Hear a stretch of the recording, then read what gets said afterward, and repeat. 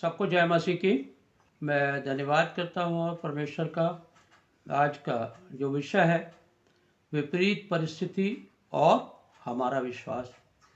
तो ये जो इंसान के जीवन में परिस्थितियाँ आती है, परंतु उस परिस्थिति में जो है विश्वास काम करता है। और जैसे अचानक कोई संकट, विपत्ति, मुसीबत जैसे कोई मनुष्य पसंद नहीं करता, वही बड़ी विपरीत परिस्थिति कहलाती है। और उस दौर में हमारा विश्वास ही हमें जय दिलाता है। विपरीत परिस्थिति प्राकृतिक भी होती है और परमेश्वर की ओर से भी होती है, और दोनों परिस्थितियों में विश्वास की परख होती है। उदाहरण के लिए जैसे भी हमने देखा, महामारी, बाढ़ आ जाते हैं, तूफान, बीमारी आदि। तो ये परिस्थितियाँ जब तक मनुष्य इस पृथ्वी पे आती रहेंगी, जाती रहेंगी, परंतु उसमें जय पाने के लिए हमारा विश्वास इसी समय में उसका महत्व होता है। हम अगर इतिहास में देखें तो जैसा मूसा जो है 6 लाख लोगों को लेकर और वो कनान देश की यात्रा के लिए निकल पड़ा, और सारे मिस्र में हाहाकार मच गया। परमेश्वर ने उनके ऊपर जो विपत्तियां डाली और जो परिस्थितियां उनके ऊपर बनी, उसमें वो जय नहीं प्राप्त कर पाए। और कुछ समय तक उनके जादूगर जो थे उन्होंने कुछ कुछ चमत्कार किया, पर उन्होंने भी अंत में यही कह दिया कि ये परमेश्वर का काम है, इसमें हम कुछ नहीं कर सकते। और 6 लाख लोगों को लेकर मूसा जब कनान देश के लिए निकला, तो आपने सबने पढ़ा हुआ है कि एक परिस्थिति आ गई कि उस रास्ते में समंदर बीच में आ गया, सामने समंदर आ गया। और जब उन लोगों ने पीछे देखा तो वहाँ फिरौन अपनी सेना के साथ इनका पीछा कर रहा था, इनको घात करने के लिए। और सब लोग बहुत घबरा गए और घबरा कर मूसा को चिल्लाने लगे, उसकी दुहाई देने लगे कि तू हमें यहाँ मारने के लिए लाया है, क्या मिस्र में हमारे लिए कब्रें नहीं थी? अब सोचिए, हमारे घर में जरा सी परिस्थिति बिगड़ती है, एक आध दो जन कोई गड़बड़ करता है तो हम कैसे डिस्टर्ब हो जाते हैं। यहाँ 6 लाख लोग हैं और ऐसी परिस्थिति आ गई है कि सामने समंदर है जिसको आप पार नहीं कर सकते। पीछे फिरौन की सेना बहुत पास आती जा रही है जिसका मुकाबला ये लोग नहीं कर सकते। और वहाँ विश्वास में एक व्यक्ति है, उसका नाम है मूसा। ऐसी परिस्थिति में जो मूसा का विश्वास था, तो मूसा ने ढाढ़स दिया और कहा, तुम चिंता नहीं करो, चुपचाप रहो और परमेश्वर के उद्धार के कार्य को देखते जाओ, डरो मत। और मूसा को हम देखते हैं कि मूसा ने, इसको आप पढ़िए निर्गमन 14:21 में, कि मूसा ने कैसे उन 6 लाख लोगों को विश्वास दिलाया है। परमेश्वर आज वो कार्य को करने जा रहा है। जिन मिस्रियों को आज तुम देख रहे हो, जो मिस्री तुम्हारा पीछा कर रहे हैं तुमको जान से मारने के लिए, ये आज के बाद फिर दिखेंगे नहीं। परमेश्वर का धन्यवाद हो एक अद्भुत विश्वास के लिए कि मूसा ये भविष्यवाणी भी कर रहा है और दावा भी कर रहा है परमेश्वर आगे क्या करेगा। परमेश्वर का धन्यवाद हो। मूसा जैसे नबी वो कहता है, आज चुपचाप रहो तुम और परमेश्वर के उद्धार के कार्य को देखो, और जिन मिस्रियों को तुम देख रहे हो, जिससे तुम डर रहे हो, वो आज के बाद तुम्हें दिखेंगे नहीं। ये अद्भुत विश्वास था मूसा के पास, और वैसा ही हुआ। हम देखते हैं निर्गमन में 14:27 अध्याय में किस तरीके से परमेश्वर ने मूसा को कहा, और मूसा ने अपने हाथ समुद्र की ओर बढ़ाया, अपनी लाठी समुद्र की ओर बढ़ाया, और समुद्र जो है वो 2 भाग हो गया।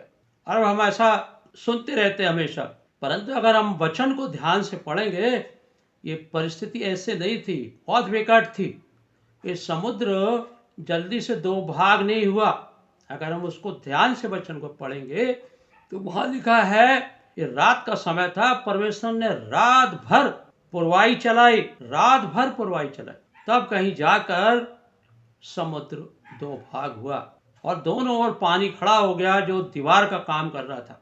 और स्थल ही स्थल जो जितने इजरायली हमारे भाई बहन थे मूसा के साथ उसमें से निकलने लगे। और जब सेना ने देखा फिरौन की कि ये भागे जा रहे हैं, तो उनका क्रोध और बढ़ गया और उन्होंने उसका पीछा किया और चाहा कि इनको हम बीच में ही मार डालें।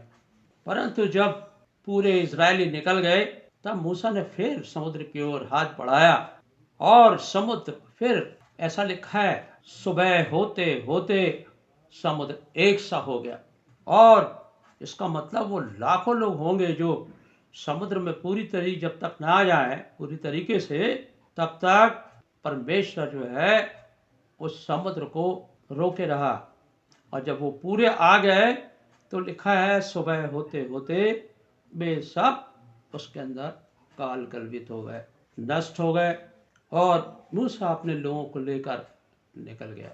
तो परमेश्वर का इस बात के लिए धन्यवाद है कि ये एक विकट परिस्थिति थी, और विकट परिस्थिति जो है हमारे जीवन में आती है, मूसा के और इजरायलियों के जीवन में भी आई, और यही नहीं, उसके बाद बहुत सारी समस्या आई। परंतु मूसा के जो विश्वास था, मूसा के विश्वास के द्वारा से ना उन्होंने वो भूखे रहे ना वो प्यासे रहे। और इसी प्रकार से अगर हम बाइबल में देखते हैं, नए नियम में देखते हैं, पुराने नियम में तो बहुत सारी बातें हैं, और अगर हम नए नियम की तरफ देखते हैं तो यीशु मसीह ने भी विश्वास को देखकर बहुत प्रसन्न हुए, बहुत खुश हुए। गरसेनियों जा रहे थे चेलों के साथ, नाव पे बैठे थे, और अचानक इतनी जोर का तूफान आया जो इसके पहले कभी नहीं आया, और इतना पानी इतना तेज था कि वो लहरों में नाव डूबने लगी, और वो पानी जो है वो नाव में आने लगा, इतनी बौछार आने लगी, और वो बहुत बुरी तरीके से नाव डगमगा रही थी। और चेलों ने सोचा बस अब तो हम डूब जाएंगे। इस मसीह नाव की परली तरफ गद्दी पर सो रहे थे, और उनको जगाया, बोले हे गुरु उठ, तुझे चिंता नहीं, हम डूबे जाते हैं। यीशु मसीह ने उस तूफान को, उस आंधी को डांटा, और तुरंत वहां शांति हो गई। चेले आश्चर्य करने लगे कि अरे ये आंधी और तूफान भी इनका कहना मानते हैं, इनकी आज्ञा मानते हैं। परंतु यीशु मसीह खुश नहीं हुआ। यीशु मसीह ने कहा, हे अल्प विश्वासियों, मैं कब तक तुम्हारे साथ रहूं। प्रभु यीशु मसीह चाहते थे कि तुम विश्वास करते और मेरे नाम से डांटते तो ये तूफान वैसे भी थम सकता था। प्रभु विश्वास से, जैसे कि इब्रानी 11:6 में लिखा है, बिना विश्वास के कोई परमेश्वर को प्रसन्न नहीं कर सकता। तो विश्वास की जो परख है वो विपरीत परिस्थिति में ही परखी जाती है। जैसे कि सेना है, हमारे देश की सेना, और उस जमाने में भी सेना थी, तो सेना अभ्यास करती है, सीखती है, सब कुछ है, परंतु परिस्थिति जब आती है, जब दुश्मन हमला करता है, युद्ध की स्थिति जब आती है, उस परिस्थिति में ये देखा जाता है कि हमारे सैनिक क्या कर सकते हैं। वैसे हमारे जीवन में भी ऐसी परिस्थिति में जो अब तक हमने सीखा प्रभु के सेवकों के द्वारा, प्रभु के वचन के द्वारा से, हम कहाँ तक पहुँचे, किस विश्वास में। यदि हम विश्वास में दृढ़ हैं तो परमेश्वर का वचन यूहन्ना कहता है, तुम परमेश्वर पर विश्वास रखते हो, मुझ पर भी विश्वास रखो, तुम्हारा मन व्याकुल न हो, देखो मैंने जगत को जीत लिया। ये जो बात प्रभु यीशु मसीह ने कहा है कि तुम्हारा मन व्याकुल न हो, तुम परमेश्वर पर विश्वास रखते हो, मुझ पर भी रखो, देखो मैंने जगत को जीत लिया। जगत को जीत लेने का मतलब बहुत बड़ा है। ये केवल ये नहीं कि यीशु मसीह जी उठा, परंतु जगत को जीत लेना का जो मतलब है वह है जगत की समस्याओं का जीत लेना। प्रभु यीशु मसीह ने बहुत बड़ा काम किया है। मूसा पुराने नियम में कहता है, आज तुम जिन मिस्रियों को देख रहे हो फिर इन्हें कभी ना देखोगे, चुपचाप रहो और उद्धार का काम देखो जो आज परमेश्वर करने पर है। तो ये हमारे जीवन में भी ऐसी परिस्थितियां आती है जो वचन के द्वारा से परमेश्वर हमारी सहायता करना चाहता है। और आकाश और पृथ्वी टल जाए परंतु मेरा वचन कदापि नहीं टलेगा। प्रभु ने कहा है, देखो मैंने जगत को जीत लिया है। ये साधारण बात नहीं है, और फिर भी जब परिस्थिति आती है तो हम घबरा जाते हैं, और स्वाभाविक भी है क्योंकि हम मनुष्य हैं। और एक बात और हम देखते हैं, मूसा के अलावा अय्यूब के जीवन को अगर हम देखें तो अय्यूब के जैसे तो मेरी समझ था कि किसी की परिस्थिति हुई होगी। अय्यूब एक धर्मी व्यक्ति था और परमेश्वर उससे प्रसन्न था। अय्यूब अपने बच्चों पर के लिए प्रार्थना करता और बहुत दयालु व्यक्ति था, लोगों की मदद करने वाला व्यक्ति था। परंतु उसने ऐसा कोई पाप नहीं किया था कि उसके ऊपर ऐसी विपत्ति आती कि उसके बहू बेटा सब किसी घर में, जब वो एक दावत में गए थे और घर गिर गया और वो सब उसमें दब के मर गए। वो एक जो उसका नौकर था अय्यूब का, उसने ये खबर दी। तभी दूसरा नौकर आ गया और उसने कहा कसदियों ने आपके भेड़ बकरियों को और ऊँटों को ले गए, और पत्नी भी उसके विपरीत हो गई। परिस्थिति की जो हम देखते हैं कि विपरीत होने का भयावह दृश्य है। और ये बड़ी बात है कि जो पत्नी एक सहायक के रूप में थी उसके पास, वो भी उसके विपरीत चली गई और कहने लगी कि परमेश्वर की निंदा कर। ये परिस्थिति जो अय्यूब के ऊपर आई बहुत जबरदस्त परिस्थिति थी, तो भी अय्यूब ने उसको सही जवाब दिया। जब हमने सुख भोगा है, दुख क्यों ना भोगे। और हम आगे देखते हैं कि अय्यूब के जीवन में सब कुछ होने के बावजूद उसके मित्रगण जो है उसको संतोष पूर्वक जवाब नहीं दे सके और उस शरीर से भी लाचार हो गया। यानी उसके फोड़े सर से लेके पैर के तलुए तक में हो गए।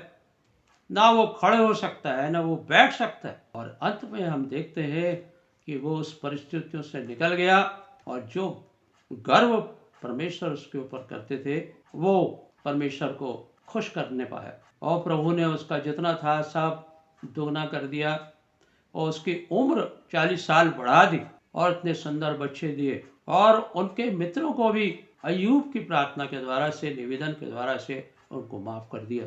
ये जो बात है, ये बहुत भयानक बात है जो अय्यूब के जीवन में आई।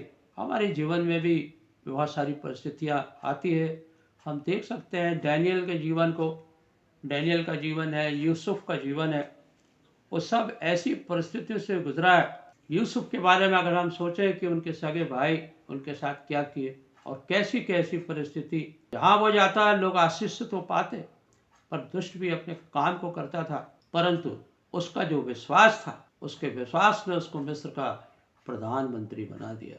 परिस्थितियां खराब हो सकती मेरे मित्रों, सुख के पहले की जो यात्रा है वो दुख से शुरू होती है। परमेश्वर हमको सफलता देता है क्योंकि परमेश्वर का वचन कहता है तुम्हारा मन व्याकुल ना हो। मैंने जगत को जीत लिया। ये जीता हुआ जगत है, उसमें हमारी जय जो है विश्वास के द्वारा से होती है। और एक परख जो होती है, जैसे सेना की परख युद्ध में, वैसे ही हमारे विश्वास की जो परख है विपरीत परिस्थितियों में होती है। तो अगर हम विश्वास न रखें तो हमारे पास कोई ऑप्शन नहीं है।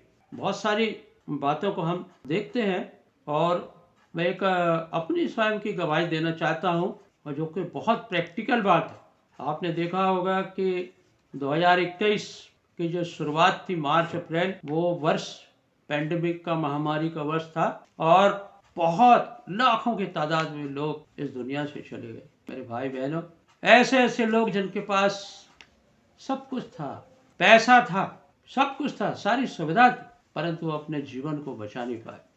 वो स्थिति बहुत विकराल थी। लोगों को हॉस्पिटल में बेड नहीं मिले, लोगों को ऑक्सीजन नहीं मिला, लोग पैसे लेके घूमते रहे, इंजेक्शन के लिए, रेमडेसिविर के लिए 40-50 हजार रुपए देने के लिए तैयार, पर नहीं मिला। मैं अपनी गवाही देना चाहता हूँ। अप्रैल के महीने में मेरा पूरा परिवार कोविड-19 कोरोना की चपेट में आ गया, पूरा परिवार।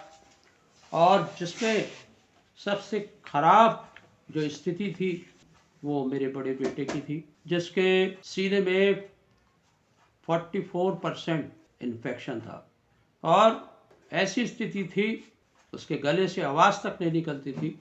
और सीटी स्कैन के लिए जैसे मेला लगा हुआ है, ऐसी परिस्थितियां हो गई। फिर भी परमेश्वर ने मदद किया और उसका सीटी स्कैन हुआ। हमने घर पर ही उसका इलाज शुरू किया। जो डॉक्टर और नर्स घर पे देखने आए, उन्होंने उसका ट्रीटमेंट तो किया, परंतु उनकी नज़र मेरी पत्नी की ओर गई, तो उस डॉक्टर ने कहा ये कौन है? मेरे बेटे ने कहा मेरी मम्मी है। बोले इनकी रात कटना मुश्किल है, इनको फौरन हॉस्पिटलाइज करिए, ऑक्सीजन का इंतजाम करिए। ऐसी परिस्थिति मुझे भी कोरोना था, मेरी पत्नी को भी, मेरे बेटे को भी, मेरी बहू को भी, मेरी बेटी को भी और मेरे छोटे बेटे, सब हम इस चपेट में आ गए। और रात में कहाँ जाए, ऑक्सीजन मिल भी जाए तो लगाएं कैसे? हमने रात भर प्रार्थना किया, बहुत विश्वास से प्रार्थना किया और सुबह जो है परमेश्वर ने दया किया। और मेरे बड़े बेटे जिसको डॉक्टर ने मना किया था कि तुम किसी और के साथ संपर्क में नहीं आना, मेरे घर में उस वक्त वही मौजूद था और उसी ने कार ड्राइव किया और मेरी पत्नी को लेकर हॉस्पिटल गया और वहाँ पर बेड नहीं मिल रहा, बड़ी परेशानी थी। पर परमेश्वर का मैं उपकार को कभी नहीं भूलूंगा। परमेश्वर का धन्यवाद करता हूँ।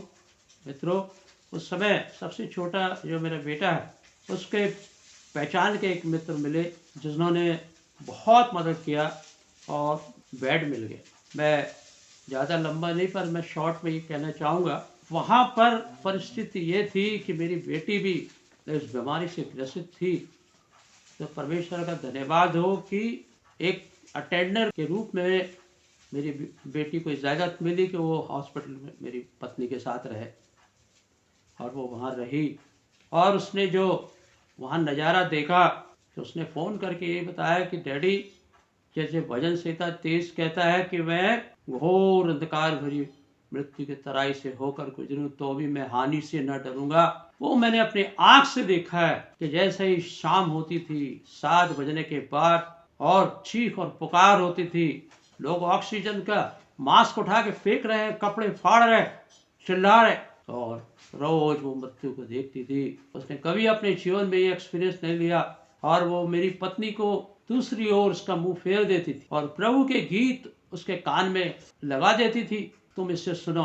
और मेरी बेटी ने, तो परमेश्वर ने उसको बहुत पहले एक दर्शन दिया था 2020 में, वो स्वयं को विश्वास के विषय के ऊपर स्वयं को प्रचार कर रही है। वो मैंने इस बेटी को याद दिलाया और वही विश्वास उसके साथ था और वो रोज बाइबल पढ़ती और जो लोग उनके आसपास थे वे भी उससे पूछते ये क्या पढ़ती हो बेटा? उन्होंने बताया मैं परमेश्वर के वचन को पढ़ती हूँ। और मेरी बेटी ने वहाँ घूम घूम कर उन असहाय लोगों की सहायता की जिनको उनके परिवार ने छोड़ दिया और डर के मारे नहीं आते थे, उनके लिए दूध गर्म करके लाना, उनको जाकर खिलाना। वे लोग बहुत विश्वास करने लगे और बहुत आशीष दिया उन्होंने। मैं शॉर्ट में यही बताना चाहता हूँ मेरे भाई बहनों कि परमेश्वर ने अद्भुत सहायता किया मेरी पत्नी की उस समय पे। उनके लिए पहली बात तो परमेश्वर ने बेड दिया, दूसरी बात खाने का बेहतर और अच्छा इंतजाम किया और तीसरी जो सबसे भयानक समस्या थी वो थी रेमडेसिविर की, वो परमेश्वर ने वो भी उपलब्ध कराया। 13 दिन के बाद वो घर लौटी, अच्छी हो गई, मेरा बेटा भी ठीक हो गया। हम सब परमेश्वर के उसी विश्वास के द्वारा से रोज मैं रात भर जाग जाग के भजन संहिता पढ़ता था, प्रार्थना करता था प्रभु से और प्रभु ने, आप सब लोग प्रार्थना किए हैं, आप सब की प्रार्थनाओं का उत्तर था और मेरी पत्नी चंगी हो गई, मेरे परिवार चंगा हो गया। उसके बाद एक और परिस्थिति से मैं गुजरा हूँ और वो परिस्थिति ये थी जब मेरी पत्नी सुबह उठी और जब वो बाथरूम के लिए जाने लगी तो वो चल नहीं सकी। हमने जब देखा उसके पैर को तो वो पूरा काला हो गया था। अरे अल्हम्दुलिल्लाह, और ये क्या हो गया? तो रेमडेसिविर का जो भी रिएक्शन था। और जब हम कलर डॉपलर कराया, डॉक्टर के पास ले गए तो डॉक्टर ने फौरन बोला इनका पैर काटना पड़ेगा। मेरी बेटी वहाँ चीख के रोने लगी। फोन आया तो मैंने उस एक बहन, जो विश्वासी बहन है, जो असिस्टेंट प्रोफेसर है मेडिकल कॉलेज में, डॉक्टर है, मैंने कहा उनको कांटेक्ट करो और उन्होंने भी भरपूर सहायता किया। और विश्वासी बहन है, उसने परमेश्वर के वचन की बताया कि बेटी भजन संहिता 18 पढ़ो। तो मुझे बहुत खुशी हुई। वहाँ भी वो डॉक्टरी को उन्होंने प्रथम स्थान नहीं दिया पर वचन को प्रथम स्थान दिया। और एक और जो उनके पति मेरे मित्र हैं और जो पास्टर हैं, उन्होंने भजन संहिता 46 बोला, बेटे 46 भजन संहिता जरूर पढ़ना। परमेश्वर का धन्यवाद। वहाँ पर जब डॉक्टरों को दिखाया, सिटी स्कैन हुआ, उसमें नस जो है पैर की दबी थी और ब्लड का जो फ्लो है बहुत ही वीक हो गया था, क्योंकि नस बहुत पतली हो गई थी। तो बोले अभी हम कुछ नहीं कर सकते। मैं परमेश्वर का धन्यवाद करता हूँ कि अभी मेरी पत्नी जो है खड़ी होने लगी है और वॉकर की सहायता से चलने भी लगी है। और सारी महिमा मैं परमेश्वर को देता हूँ। ये विकट परिस्थिति मैं तो समझता हूँ मेरे नहीं, बहुत लोगों के जीवन में आया होगा, और जितने विश्वासी हैं वो जरूर जय पाए होंगे। ये मेरा अपना विश्वास है। क्यों? यीशु मसीह जिंदा खुदा है और वो अपने विश्वास करने वालों का सम्मान करता है। जैसा भजन संहिता 34 में लिखा है कि जिन्होंने उसके ओर दृष्टि की उन्होंने ज्योति पाई और उनका मुंह कभी काला न हुआ। आज मैं ये मैसेज इसलिए दे रहा हूँ दोस्तों, प्रभु यीशु मसीह ने वो युद्ध किया है। प्रभु यीशु मसीह ने इस जगत को जीत लिया है। परिस्थिति चाहे कुछ भी हो जाए, चाहे नाव डगमगाने लगे, चाहे विपरीत हवा क्यों ना चल रही हो, जब यीशु मसीह और रात के समय पानी पे चल के आया, लोग उसको पहचाने नहीं, भूत समझ लिए। सामने की हवा विपरीत परिस्थिति थी, परंतु परमेश्वर ने ढाढ़स बंधाया। पतरस भी पानी पे चलना चाहता था, यीशु मसीह से इजाजत दिया। क्यों इजाजत दिया? कि तुम भी मेरे समान पानी पर चलो। परंतु वो लहरों को देखकर डर गए। आज भी लोग सहमे हुए हैं। कोई बोलता है कि जब दूसरी लहर, ये तीसरी लहर बहुत खतरनाक, हमें लहरों की ओर नहीं देखना। पतरस लहरों की ओर देखा, डूब गया। परिस्थितियां हमें डुबा देगी पर यीशु मसीह कभी नहीं। हालेलुया। सारा संसार हमें छोड़ देगा परंतु यीशु मसीह कभी नहीं छोड़ेगा मेरे भाई और बहनों। वैसे ही यीशु मसीह ने चेलों को एक बात के लिए आगाह किया, पतरस से खासकर बोला, लूका 21:22 में, हे शमौन, शैतान ने तुम लोगों के लिए मुझसे आज्ञा ले लिया है, मांग लिया कि गेहूं की नाई फटके, परंतु मैंने प्रार्थना की है कि तुम्हारा विश्वास जाता न रहे, और जब तुम फिरो तो अपने लोगों की सुधि रखना। ये बताया है। परिस्थितियां चाहे कुछ हो, वो हारा हुआ है जो, उससे नहीं, परंतु जो जीता हुआ है उससे डरना है। और वही हमको हर परिस्थिति में, चाहे कैसी भी विपरीत परिस्थिति हो, जय दिलाएगा। और हमारा जो विश्वास है तभी मजबूत बनेगा। और भजन संहिता 46 की कुछ लाइनें में पढ़ना चाहता हूँ, जिसमें 1, 2, 3 जो लिखा हुआ है, परमेश्वर हमारा बल है, संकट में अति सहज से मिलने वाला सहायक है। यहाँ पर आप ध्यान दीजिए, दूसरा वचन जो कहता है, इस कारण हमको कोई भय नहीं, चाहे पृथ्वी उलट जाए।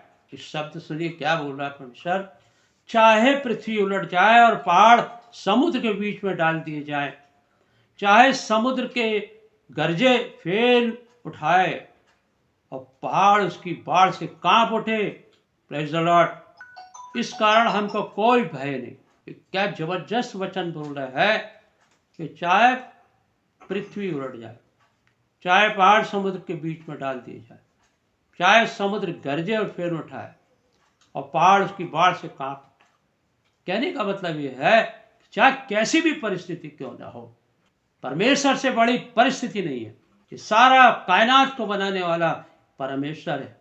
मनुष्य के लिए प्राण देने वाला हमारा यीशु मसीह है। हमारा विश्वास हमारे साथ होना चाहिए। और मैं आपसे यही कहना चाहता हूँ, इस बात को बहुत बड़े प्रीचर जो है, इस भजन संहिता की वजह से उनको सामर्थ्य मिली और उन्होंने एक बहुत बड़े काम को किया। इसी भजन संहिता 46 में जो बातें लिखी है, वो उनके जीवन को इतना ऊंचे पे ले गए कि वो उनकी विपरीत परिस्थिति में उनको जय दिलाई। उसमें एक नाम है मार्टिन लूथर और दूसरे हैं जॉन वेस्ली।